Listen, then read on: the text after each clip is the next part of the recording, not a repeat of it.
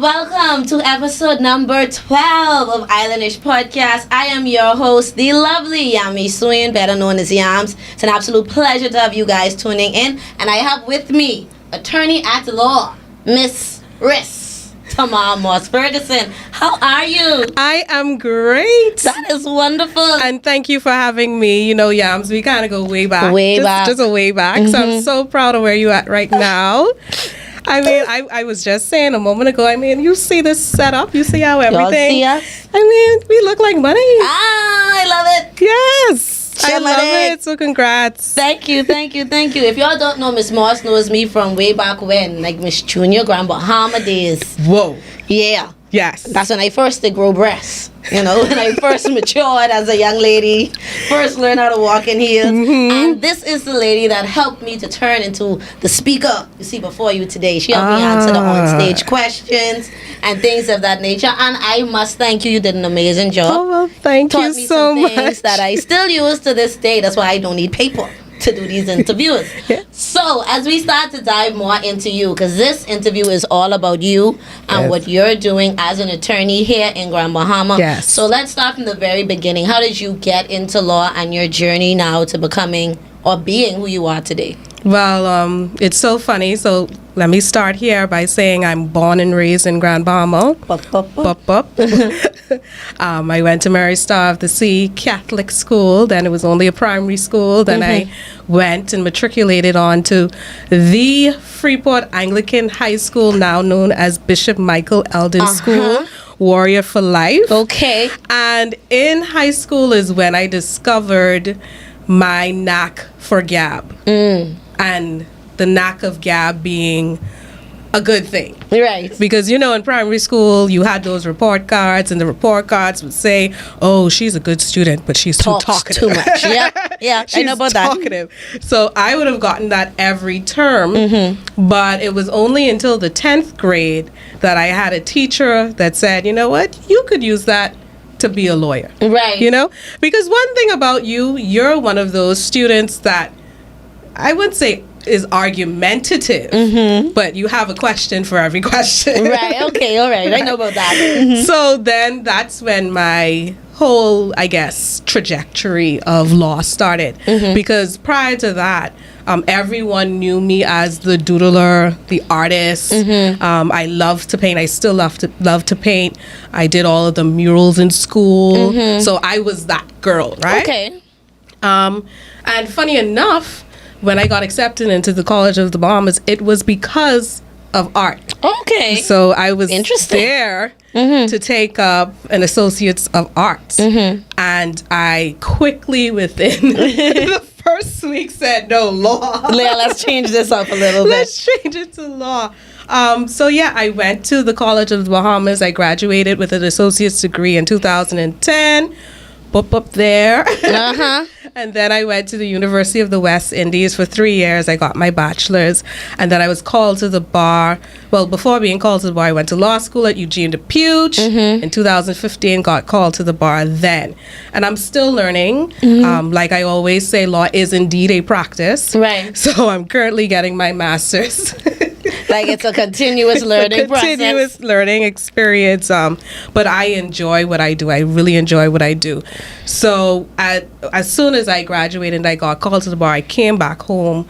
You know, everyone at that time thought it was crazy to come back home. Right. People love to say that about coming back to Grand Bahama. Like, what you come back here for? What you come back here for? You don't want to make money, eh? Right. But no, it was, you know, a sense of I wanted to come back home. I wanted to feel comfortable, and I also wanted to give back to my community. So as soon as I got back home, I went into a civil practice, civil and family practice, and then based on a paper I would have done in my law studies, I was called on by, well, he's now the late Mr. Carlson Sherlin KC to join his firm Sherlin & Co.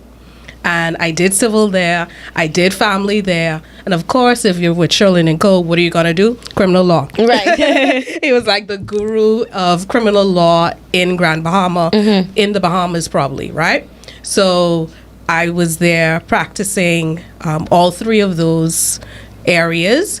And in criminal law, what I took a keen interest in was, the idea of a bail application, right? Okay. So I always kind of wanted to, if there was ever a bail application, I said, okay, Mr. Sherlin, I want to handle that.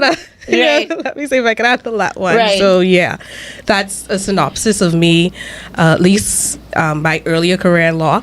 Now, I'm currently at the Ministry for Grand Bahama as their in-house legal counsel. Okay. So I don't get to talk as much as I used to. Right. But it's still a very interesting experience. I love working in that ministry because there are a lot of things in the pipeline for Grand Bahama that I see happening. And I'm very proud to be a part of what's happening on the island of Grand Bahama to ensure that it's flourishing. So when people say, "Oh, why are you in Grand Bahama?" You'll find out soon wait enough. on it. You Soon can enough. see. Right. Yeah. Okay, so with you being legal counsel, what would your duties entail in that area? And I'm asking for persons who are interested in law, who want to know about different careers they could get into outside of just being in the courthouse or working in the court system. Right. What do you do in your role there at the Ministry of Grand Bahama? And I'm glad you asked, because when it comes to being an in-house legal counsel, it's not really talked enough about. Right. People always think about the Perry Masons and the law and order. But when it comes to in-house legal counsel, you may think or assume that it's boring, but it's really not. So I deal with contractual issues, procurement issues. Okay. Now, let me just say this right now. Make it record straight. I don't select who get a contract. Right, you're not a part of that process. Hey, we, like attorneys say, we are creatures of instruction. Right, I do what I'm told. Yes. And then I also liaise with the Grand Bahama Port Authority because they're a major entity here in Grand Bahama, and I liaise with the Attorney General's office. I provide legal opinion to the ministry as far as, the do's and the don'ts, kind of. So that's a synopsis of what I do. You're an advisor. I'm an advisor. Who knows legal jargon and legal things. Yeah. Got you. So that's really interesting that you were able to grow in that kind of way. You kind of know a little bit about different things. So what we're going to start off talking about is more of the family law that you did. So what are some examples of cases that you've worked on and situations that you've seen while working in that area? So thank you for asking me that. So when I was in my pupillage phase, one of the areas, especially in family, that I took a very keen interest in was adoptions. So the attorney that I understudied at that time, he specialized in, I would call it like a foreign adoption. So it's basically when two parents, one being a Bahamian, the other but one being a non-Bahamian, and they wanted to adopt two, well, at the time, this is a particular case, it was two non-Bahamian minor children. And, when it comes to the Bahamas, that could be a very touchy subject.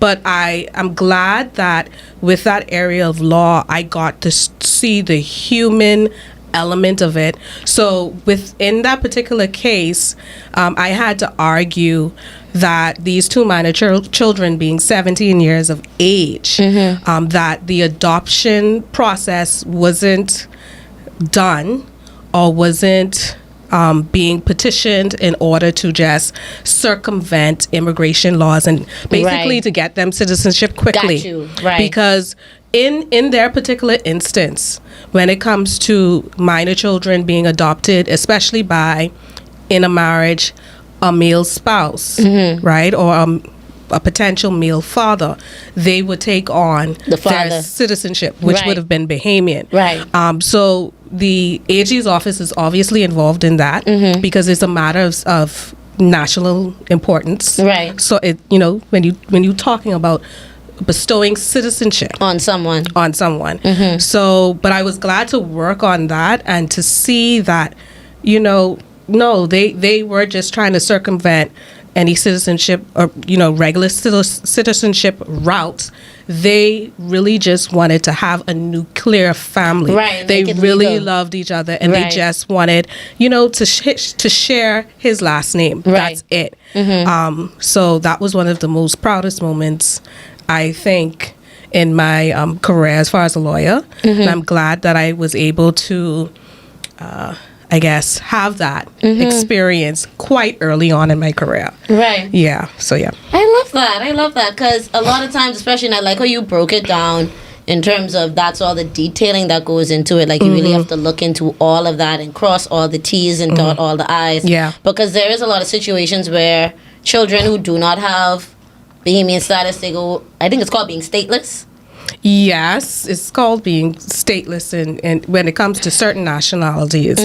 But also, I think we have to keep in mind, quite recently, the law would have been changed. Right. Right? The Privy Council, would have accepted the CG's, when I say CG, the Chief Justice's ruling. You got to keep talking layman's terms for my lovely listeners. Yeah. But, so, right, when it was first, I believe, understood, the Constitution was understood, there were certain elements that would say, how can I say more or less, that you as a child being born to a person out of wedlock, especially when it came to a father out of wedlock, you weren't entitled to Bahamian citizenship automatically. Right. So the law has changed in that instance. I'm very proud of that, actually. Yes, definitely. Yeah. So that has been changed to where they can get the citizenship of their father automatically. Yeah. That's good because I feel like that solves a lot of problems, especially everybody with this unprotected sexual activities you always want to be having, churning before you're married and stuff like that. No, it really does complicate a lot of things for a lot of people, and a lot of people get taken advantage of, and they go a very long time without getting things that, it's like they should have it. Yeah. But the law say you can't, so now it's almost like the law is catching up with the times. So speaking of that, when it comes to constitutional reforms and things of that nature, what other aspects of the law that you feel should be or could be amended? Don't give me your whole thesis or your whole dissertation.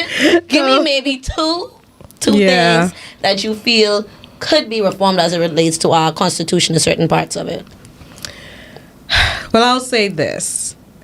The Bahamas, for a very long time, I think it's been about 20 years or so, we've been going through these referenda processes that have always failed. Yes. Especially when it comes to the rights of women. Yes. And being revered as equal in this country. So I do believe there should be a complete overhaul when it comes to the Constitution and really narrowing down when it comes to freedoms of individuals and who those individuals are, and that person should not be discriminated against, especially when it comes to sex. Right. So when I say sex, what do I mean? Because that was also a bone of contention in the last referendum. I'm talking about male and female. Gender. It's gender. It's as simple as that. And I think that was one of the main reasons why that particular referendum or myriad of questions failed is because persons, they tend to muddy the water, but didn't understand the word usage. They didn't understand it, but at the end of the day, that is something that we really need as a country to be mature about and to respect. Because women are everywhere now in society, every facet of society. This is the most women we've ever had in politics. Oh, okay. When you talk about the actual composition of the Senate, the composition of the House of Assembly, we've already had our first Deputy Prime Minister. We've had our first, when I say first Deputy Prime Minister, female Deputy Prime Minister, first acting Prime Minister, first female Governor General, right? So why can't we now represent that in our codified laws, right? Outside of the Constitution, I do have an issue when it comes to this idea of spousal rape or marital rape. Oh Lord Jesus, we getting into it. But before we dive too deeper into that, because we really getting deep into this conversation, we're gonna take a quick commercial break, and then we come back. We can be talking more about law with the lovely Tamar Ferguson. Greetings and welcome to Superior Talk Bahamas. My name is Yvette Swain, and I am here with the Sword Sharpeners Prayer Network. We meet every Monday at 6 p.m., where we dive into the Word of God to see what He would say to us. You are welcome to join us. That's every Monday at 6 p.m. here on Superior Talks.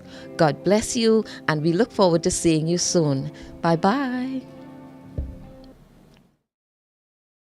Yes, so we are back here with Islandish Podcast, and we have the lovely Mistress Moss Ferguson talking all about constitutional reforms. At first, we talked about gender equality, and now we're talking about the conversation of spousal rape. And I'm going to let you continue with that regard in terms of reforming that section of the Constitution. Yeah, so when it comes to the issue of marital rape, and I do believe the Bahamas is, it's not even me to believe, it's just a matter of fact. Yes. Right? We are so far behind when it comes to this idea of saying that a man or spouse, really, because when you talk about marital rape, it doesn't have a gender either. Right, So that's true. it's a spouse. Right. Cannot rape his or her spouse. Right. It's, to me, it does not make sense.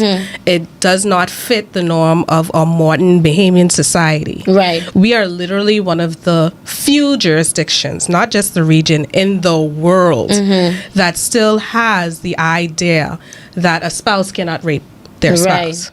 Right. Which is dangerous. It's dangerous, because even if you take in consideration, and I want to tie back my private family practices of what we can see on a weekly basis are the instances of why someone would come to dissolve their marriage. Right. Right? And I mean, from sexually transmitted diseases to domestic abuse. So they come to me when not necessarily they had enough, but because they have the financial leverage in order to get out. Right? Yeah. Some spouses don't have that. Right. You have some spouses who, they still think about, okay, what would society think if I don't have the perfect nuclear family, the perfect home? What would they say? Would they even believe me? Right. Would they blame me? Right? So I do believe that ensuring that you criminalize, and I kind of hate even saying the term marital rape. Right, because rape is rape. It's rape is rape, and it's kind of an oxymoron, right, to say that rape kind of fits in marriage. It for me, that it does not make sense.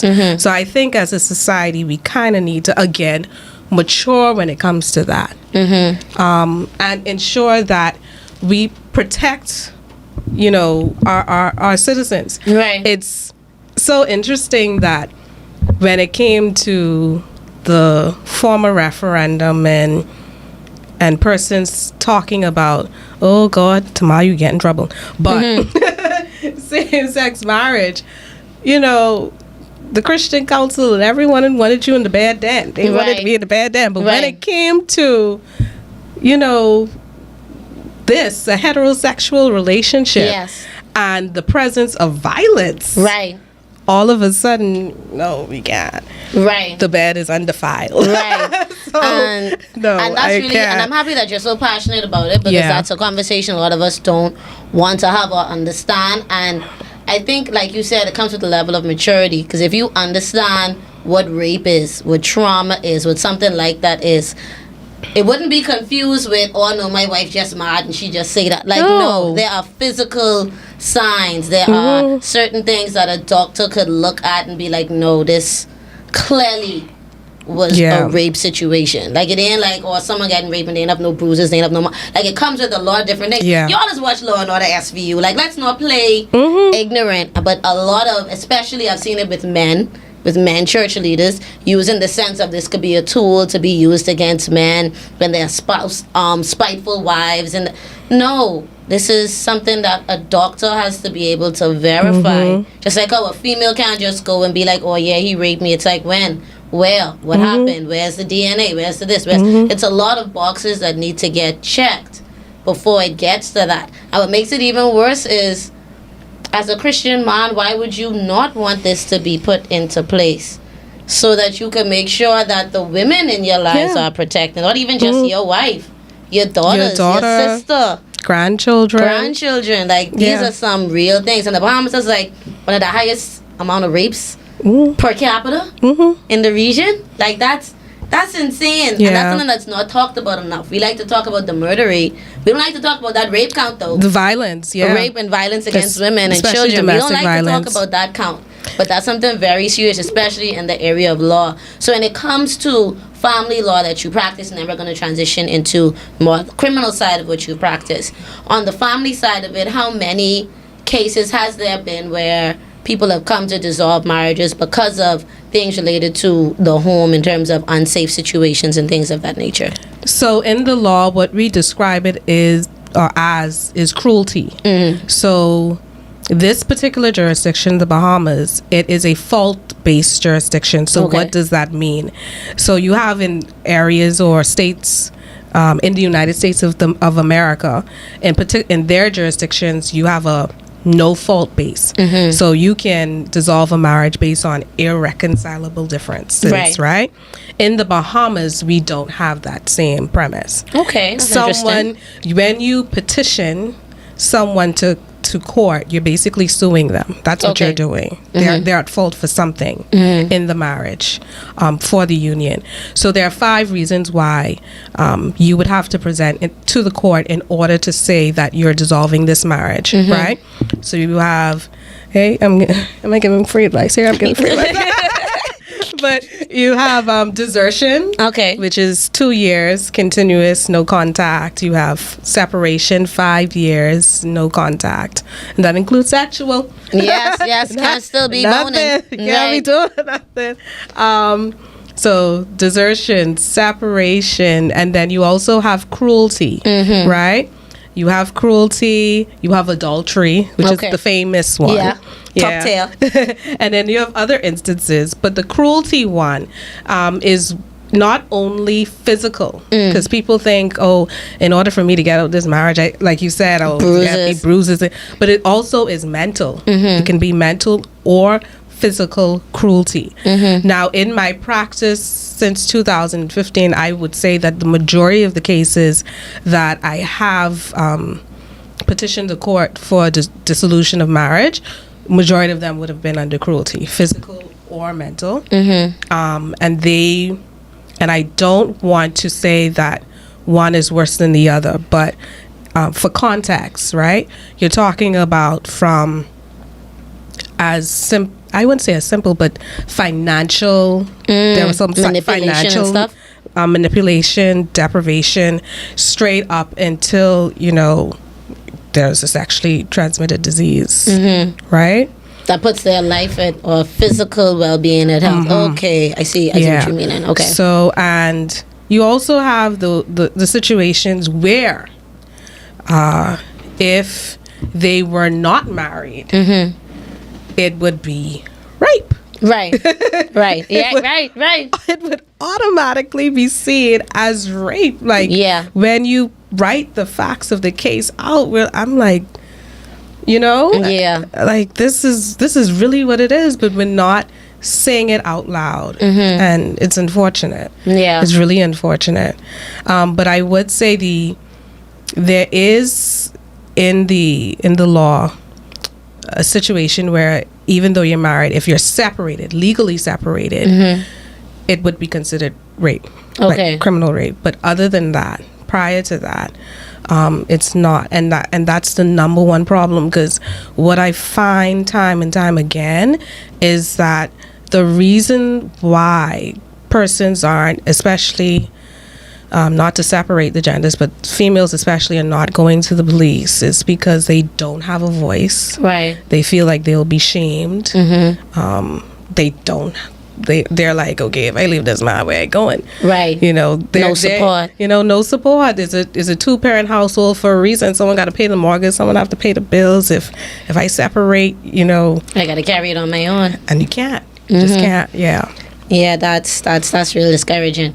But as always, there's always a silver lining to things. You know, things could always get better, especially with persons like you working in the law system and working with some of your colleagues to try and get this type of information out. And this is why we're here at Islandish Podcast. This is free information that you guys could use to educate yourselves and your families. But we're going to take another commercial break, and then when we come back, we're going to talk more about her criminal side of it and also dive into some of the things we can look forward to here in Grand Bahama. Hi everybody, I'm Jason. And I'm Cheryl. Join us here on Superior Talk Bahamas YouTube channel every Tuesday at 6 for Let's Talk. Where we talk about issues that matter to you. We try to come up with workable, practical solutions so we have more action and less talk. See you on Tuesday. We are back with Islandish Podcast with the lovely Tamar Ferguson, attorney at law, and we are going to dive more into the criminal side of her early practices and her knowledge in that sense. Early. So now you said you worked, what you said, bailing system, what's that? So bail applications. Right, what is bail applications? Because I've never had to get one, praise be to God. So explain that to me a little bit. So I'll say in a nutshell, because like I said, when I was under the tutelage of Mr. Carlson Sherlin Casey, may he rest in peace, one of the best mentors on the island, I would say, when it comes to the law, is he had this way of pushing you into the deep end. Okay. Right? So imagine me, someone who is in family law. I love family law. And he said, okay, here's your first criminal matter. You go into the police station at 10 p.m. Don't be late for an interview, right? Where the client at that time, he was there. I think one of my first ones was like a drug matter or something like that. Fine. So we went through the questioning exercise and he was charged.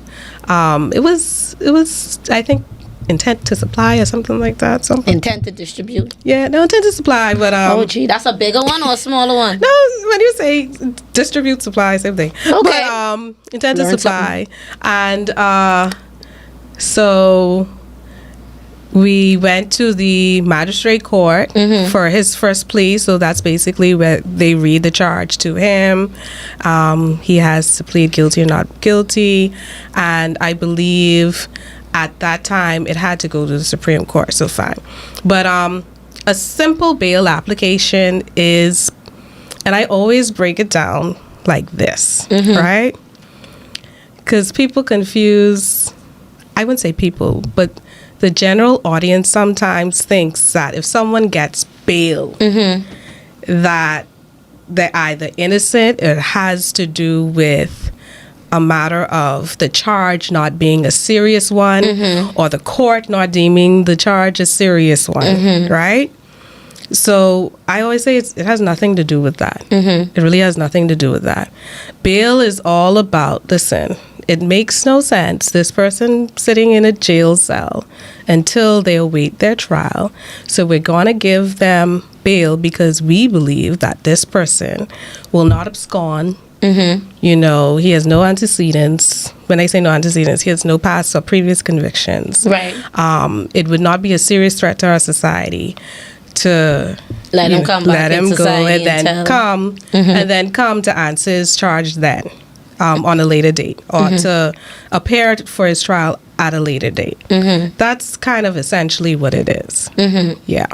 So in the application, you would explain all of those reasons why they should get bail? Yes. Okay, and then the judge would either approve or deny it. Right. And once it's approved, what happens after that? So then you have conditions to bail that has to be met by the applicant. So the applicant in this, when you think about the applicant, you're thinking about the person who has been charged, right? So there are conditions that have to be met. So it can be a myriad of either a fine, so like not fine, but sorry, cash bail. You would have reporting conditions, ankle monitoring conditions. It's a lot of conditions. The drug testing too sometimes, or they'll withhold your passport. It's a few of them. Yeah. Okay, So, and the reason why I want to talk more about this because there's been a lot of conversations about persons, and I'm happy that you mentioned it at the beginning. People have this incentive like, oh, why are people always getting bail and you're just letting these criminals back on the streets? But as you've explained, it's actually a pretty detailed process. Yeah, and if you think about when a bail application is done, so especially when you talk about serious crimes or any crime for that matter, it is a matter for the jury or sometimes just a lone judge, but it's a matter for the jury, right? And that person or group of persons determines their innocence or guilt. Right. So the bail application stage is not saying that that person is either innocent or guilty. Right. That person at a bail application stage is what I used to call cloaked in innocence. Okay, right. Right? So you can't say that, oh, the person should be denied bail because Or the type of thing they assumed or Yeah. claimed to have done. claimed to have done. Right. Right? Now, you can factor in the seriousness of the offense. You can factor in probably if he would have said to one of his friends, and y'all catch that he say to one of his friends, boy, as soon as they give me a bill, I going to Jamaica. Right. You could factor those in. You could even factor in a situation where if it's a gang-related crime, it's a drug-related crime, and you know that if you let this person out, he may be attacked. Right. And he may be a victim himself of an even more serious crime. Right. So those can be factored in as reasons why you would deny, the judge would deny someone bail.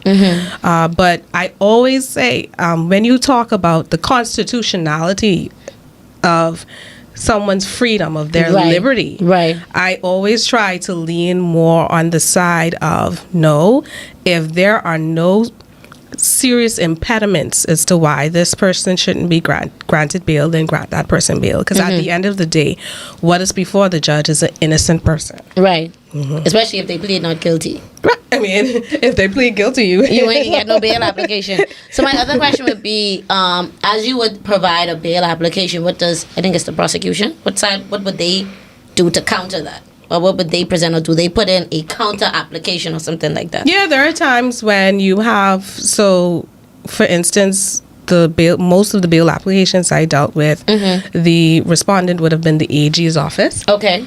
So once you file that affidavit stating the reasons why that person should be allowed bail, the AG's, there are two options the AG's can do. The AG's office can do. So we can come to sort of a settlement arrangement and agree that, okay, based on the bare facts of what we see here, this person has no antecedents, this crime isn't as serious, we could agree for the judge. Right. If they are of the same opinion, if the judge is of the same opinion to grant bail. So that's one. Right. And that happens. Yeah. That happens. You don't want to waste the court time, and because you see on the bare face of it. Like, yeah. Yeah, okay, fine. You see you in a couple months, right? Or a couple weeks. And then you have where the AG's office could provide their response to your affidavit, and we would have to flesh out based on arguments from either side why this person should be allowed for the applicant or respondent not allowed to be granted bail. Yeah. Okay, wonderful. Have you ever dealt with any murder cases? Not to say any specific, but just a yes or no question. That's a yes. Okay, so with dealing with that, have you ever been in a situation where the families of the murdered victim are upset or antagonistic or things of that nature?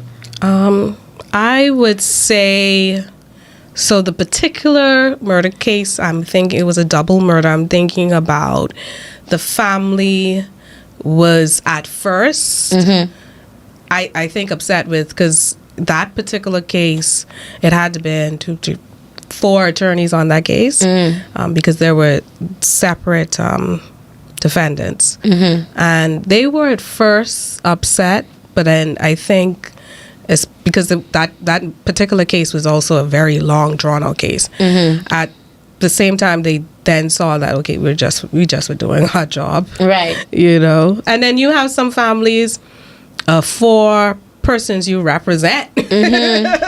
they on you, Right. right? Like you better Do your job. do your job. Yeah, to make this work. You paying you a lot of money. You're like, Right. do your job, but yeah. So Okay, so and the reason why I'm asking that is because a lot of times, well, for me and persons who I know, we feel like we know the law and the legal system because we watch a lot of Law and Order, Yeah. Criminal Minds, Blue Bloods. You know, you just watch TV, Yeah. so you feel like, no, why didn't say this or why That didn't is- get right. So when Yeah. it comes to that, how different is actual law here in the Bahamas from what you see on TV? I have to ask. So- I mean, besides the dun dun dun, right. no, but I would say it's necessarily different. Of course, the TV law that you see is a different jurisdiction, so we have different practices, but some of the arguments and the creativity that and the theatrics that you probably Right. would see are kind of similar. If Okay. you, depending on the attorney that you get to watch, I would say sometimes the reality is much more funnier than fiction. I would say that. But what I realized with getting into law, because again, before getting into law, my reference was Law and Order, right? Right. So I thought it was just you're cute, you're in a suit, you have your briefcase, and you strut. Your little black and your little white ascot thing. Yeah, everything. But it's much more than that. People really don't see that it's like a pound of makeup on because I have dark circles under my eye Right. because I've been out. I've been in my books for 12 hours. It's a very, very tedious, very long. It's almost like an obsession when you're a lawyer, especially when you're preparing for a trial. It becomes an obsession. Yeah, but you're And- a good lawyer. Yeah, and I think a lot of clients and people don't understand how much is invested into your craft and being a lawyer and how you present yourself in front of a judge and jury. I love Yeah. that. Okay. So we're going to take our next commercial break, and then when we come back, we're going to talk more about Mistress Moss Ferguson. I like Yes. saying that, girl. Yeah, mistress. Yo, what's up, Bahamas? My name is Andrew Williams, aka Cat, And I'm your boy Mix and we're representing Off the Bench, the #1 talk sportcast in the Bahamas. in the world, my boy. My bad partner. So Yeah. we cover anything sports throughout the Bahamas. We cover our Bahamian athletes wherever they are, and they're making waves in sports. We cover them. Hey, just tune in. That's every Wednesday here on Superior Talk at 6:00 p.m. The number Sharp the #1 talk show in the world. in the world. The world, Craig.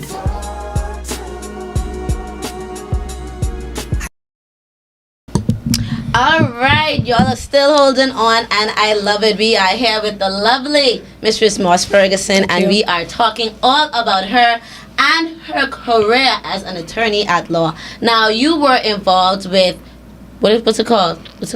You were a former chief executive of the Commonwealth Youth Council. Yes.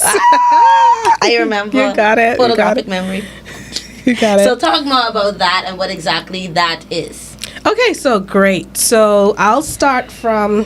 Is it okay if I start from the beginning? Girl, you can start from the beginning. We got Okay. time. We got time. Good. So it's actually right after I met you. Okay. I would have joined Toastmasters, the great Toastmasters. I encourage anyone, especially if you have a fear of public speaking, to join Toastmasters. We have, I think, 2 or 3 clubs here, 1425 Yes. being the best. I'll just put that plug Okay, in. shout out your plugs. Shut up. Put a plug in. But yeah, I would have joined Toastmasters when I was in Nassau. And there I was invited to be a part of the Bahamas National Youth Council and serve on the executive there as the vice president of legal affairs because I was in law school at the time. Right. And from there, I stuck with it for a number of years and matriculated into the Commonwealth Youth Council because long story short, I was asked to be a draftsman of a policy draftsman for the Commonwealth Education's ministers meeting that was held in Nassau at that time. So they needed a draftsman, and I volunteered my services. And then when I learned more about the Commonwealth and what they did and how they impacted basically our region especially, I said, okay, I want to get into this. So I had my first CHOGM experience. So CHOGM is Commonwealth Heads of Government meeting. And I had my first CHOGM experience in 2015. And there I sat as a member of the Commonwealth Youth Council representing the Bahamas, from the Bahamas National Youth Council standpoint. And then I went to second CHOGM, and I also assisted with campaigns for various persons throughout the region and other regions who wanted to be on the executive of the Commonwealth Youth Council. And shout out to me because all 7 of my persons won. Okay. So the chairman at that time, who who was elected as the chairman of the Commonwealth Youth Council, he would have onboarded me and appointed me to be his chief executive. So I was appointed to be the chief executive of the Commonwealth Youth Council. Basically, it was all administrative duties. And I was also tasked with the responsibility of amending the Commonwealth Youth Council's constitution, which was a very, very big task, because if you think about what the Commonwealth Youth Council represents, it's over 1 billion young people, Right. of all different regions, all different backgrounds, socioeconomic, black, white, red, yellow, Asian, Pacific, Caribbean, the Americas, and the UK. And so you had to, as a member of the Commonwealth Youth Council, be a voice of young people throughout the Commonwealth, more than 50 countries. So it was indeed a privilege to be at that post. I was the first female that was appointed to that position and first black person appointed to that position. So I was really proud of that. Nice. Yeah. Kudos. Yeah. I mean, we're Freeport girls, son. We is be killing it.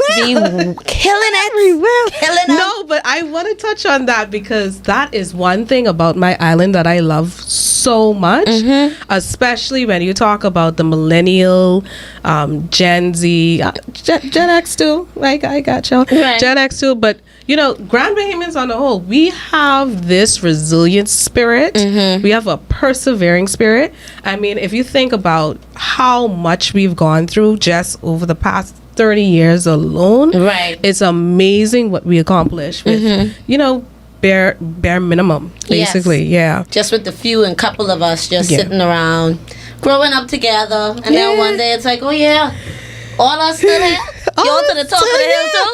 Yeah, like, like, oh, it's just us. Great, And I love that for us. So with you working in that role, did you get to meet some amazing different people? What were some of the things, because you mentioned a few of them, some of the things that you said or did that would be impactful definitely for Bahamians while in that post? So yes, I was able to meet a lot, and I mean a lot of inspiring individuals, like Nobel Peace Prize winners, of course the Queen, Yes.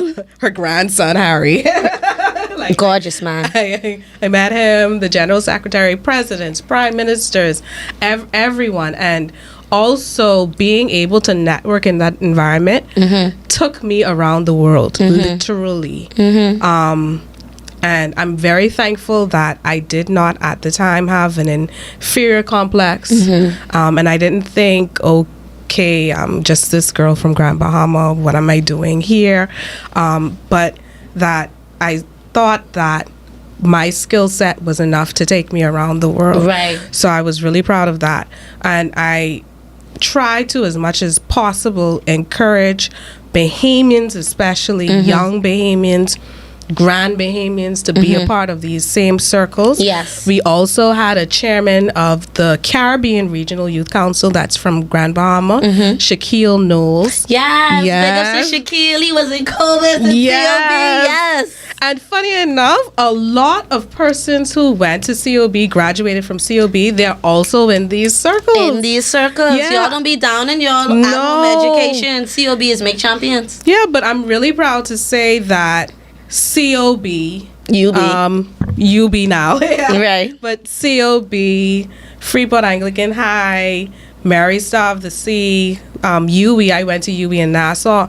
But my home-based education took me around the world. Yes. I didn't have to go around the world in order to be educated. Right. I was right home and I got educated, and that took me around the world. That's it. So I'm proud to say that.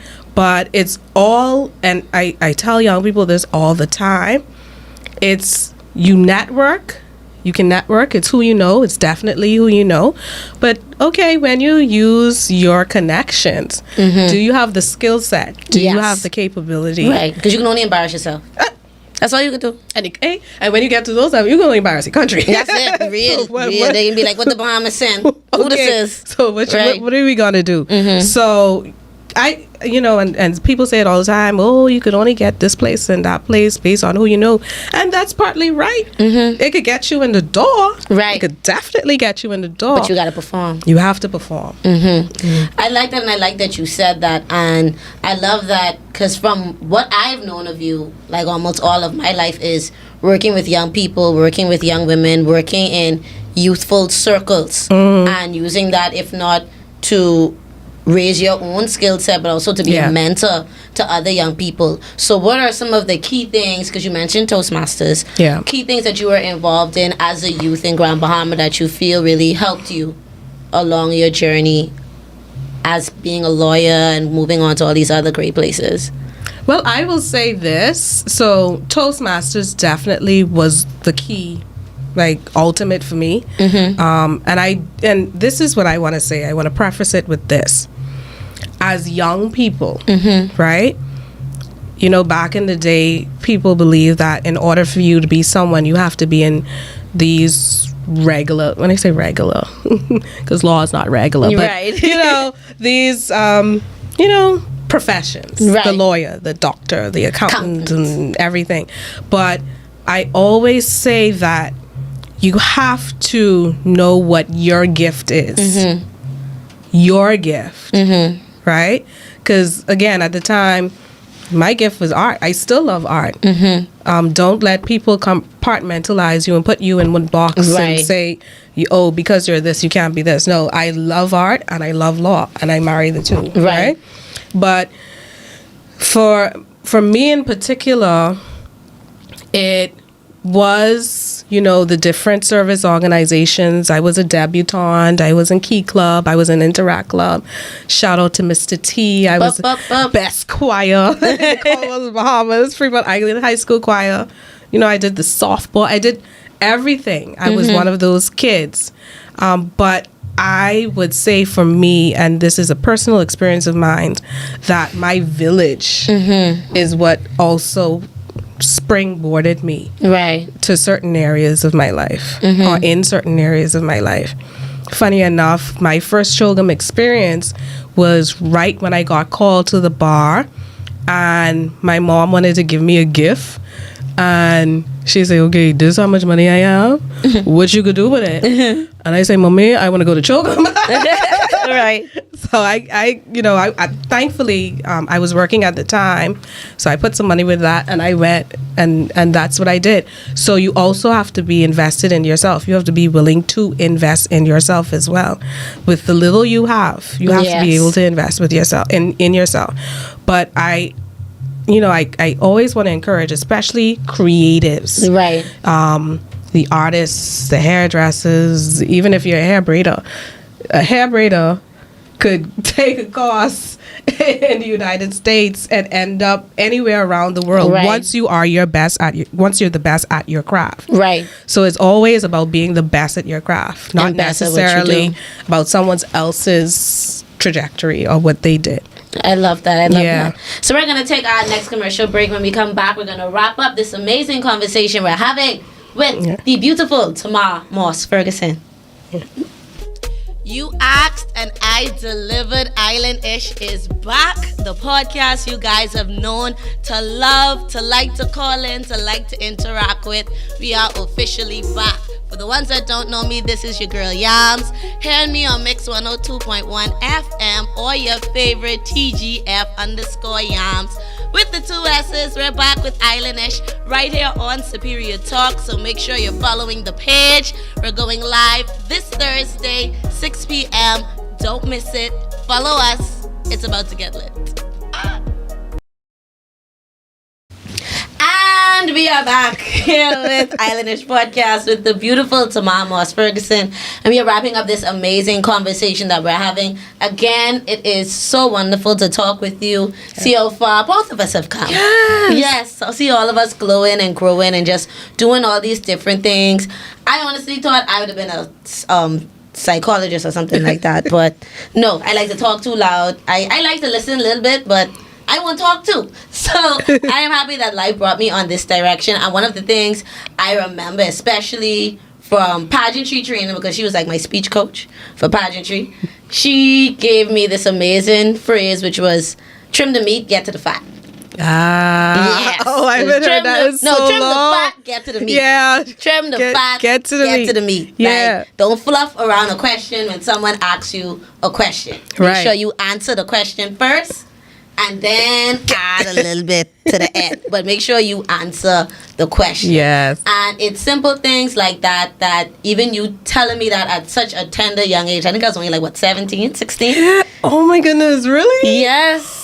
Yeah, I was like 17. Whoa. Winning Miss Junior Grand Bahama, going to be in Miss Teen Bombers, and winning that too. Yes. So that journey really taught me a lot. And even now as an adult and watching young people around me, I understand the importance, like you mentioned before we took the break, of being involved in those type of character building things in your community. The people that will end up you meeting, being around, will prepare you for later in the future. Like, it's all very, very impactful. And you started to talk about some of the things that you were involved in. So with you working with the Ministry of Grand Bahama and working there as legal counsel, what are some of the things that you see happening or you can predict happening, especially as it relates to young people and opportunities they will probably have in the near future here in Grand Bahama? Yeah, so when it comes to this particular portfolio that I now have, I want to say first and foremost, I'm so proud of working in the Ministry for Grand Bahama, working with this particular Minister for Grand Bahama, because what I see, if anyone has met the Honorable Ginger Moxie and see how a brain works up close, you can, it kind of amazes you, really. Right.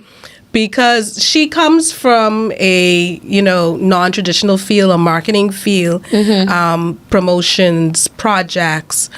So really the Ministry for Grand Bahama is multifaceted in that way. It was once just pure administration. So you just, checks and balances, you pay bills here and there. But it really has become a ministry for people. Okay. Right? So one of the there are a lot of projects that are in the pipeline, but a few of them that have happened are happening now for the last 3 years now. I think it's year 3 now. So you have Collab. Yes. You've heard about Collab, Partnerships for Developments. That is the minister's baby. That is one of the pilot projects under the Collab project and Collab unit is the transition homes, right? So you have persons who you see in the community, maybe down and out. They would not have a place to stay. And once, based on their application, they are given a 6-month residency, say, in one of the transition homes in the Trip Circle area. So that has been going on for, I believe, 2 years now. So you see where persons say, oh, there's nothing happening for homelessness and no one is checking for them and no one is bringing relief to that area, right, of what's going on in our society. But I do believe that is one of the key points, the transition homes under the Collab unit that are assisting people, on a daily basis. Definitely. And shout out to the corporate sponsors who are also collaborating, because that's the main gist of Collab. You're collaborating, who are collaborating with the Ministry for Grand Bahama and the minister to ensure that those homes are up and running in the Trip Circle, Backatown area. You also have beautiful Grand Bahama. where persons for the last 2 years have been given employment. Persons who, some of them, who otherwise would not have received a job, a normal pay, because of, their past records, and, they're considered persons who should not be given a second chance. Right. But under the beautiful Grand Bahama, they're given a second chance, and we are beautifying the community. We are impacting the community, and you can see it all around Grand Bahama. It's a different energy. Yeah. We're being it's almost uplifted. like you could feel something coming. Yeah. We're being uplifted. I mean, even down to cultural sites and festival sites, they're being either built or restored under the beautiful Grand Bahama program. So I really enjoy, again, what I do and how I see the minister working there. And then also it was recently announced, and I think that's where I last saw you. Right. The Afro-Caribbean Marketplace. Yes. And it's because of that project that the Afri-XM Bank actually came to Nassau. Correct. And it was some 7,000 delegates there. Yes, that was a huge event, and that was an amazing announcement, especially a proud thing to see as a Grand Bahamian there. And I mean, if you think about it again, and I just shout out to being a Grand Bahamian. I love to be a Grand Bahamian. So with us being the most northern island in the Bahamas, really in the Caribbean, not geographically but historically, we are the most northern in the Caribbean. We are considered the gateway of the Caribbean. Yes. That's what we are.